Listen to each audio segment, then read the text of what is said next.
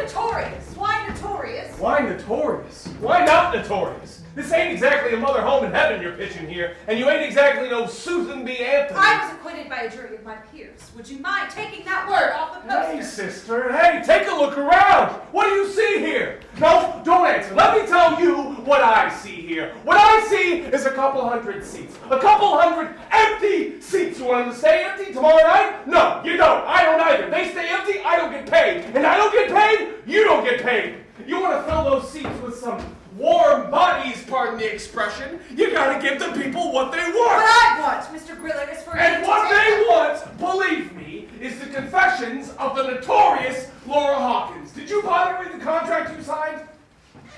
Not a year after Cy Hawkins died, the Confederate state of South Carolina demanded the surrender of Fort Sumter.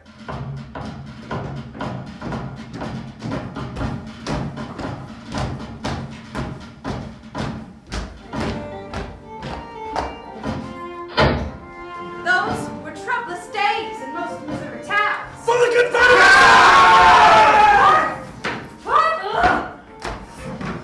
Ha! Young Washington, my brother, a dreamy-eyed stripling of 22, headed a Confederate company.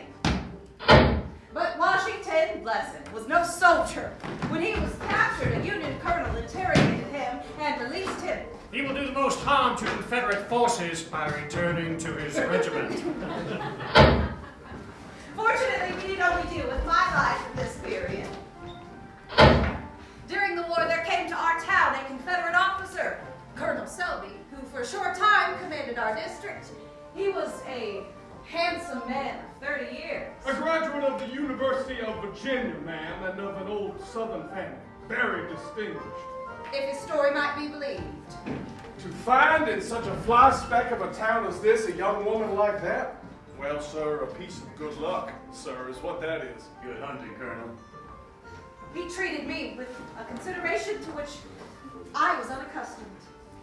I had read of such men, but I had never seen one before.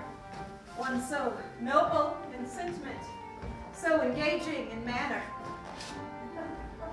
It is an old story, really, and one we need not dwell on. I loved him, and believed that his love for me was as pure indeed. When the colonel went away, we were engaged to be married. As soon as I can make certain arrangements and quit the army. He wrote to me from the far-off town of Springfield. My darling Laura, the war cannot last long. Meantime, why should we be separated? If you could join me, we would be married and gain so many more months of happiness. And so I went to Springfield and was married.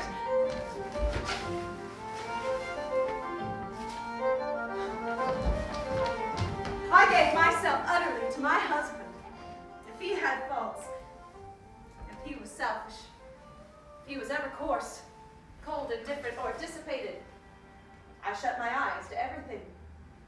3 months passed, and then one morning, I've been ordered south. I must go within 2 hours. I can be ready. But I can't take you. You must go home. You can't take me. But I can't live without you. You said that we Don't could bother go what I said. The fact is, Laura, romance is played out. George, how can you joke so crudely? I'll go anywhere with you. I'll wait anywhere, but now you can't expect me to go back home. Well, do what you like. Perhaps you do as well to wait here for another colonel. What does this mean? Where are you going? It means that you haven't anything to show for a legal marriage, and then I'm going to New Orleans. No, it's a lie. George, it's a lie. I shall go with you. I shall follow you to New Orleans. Perhaps my wife might not like it.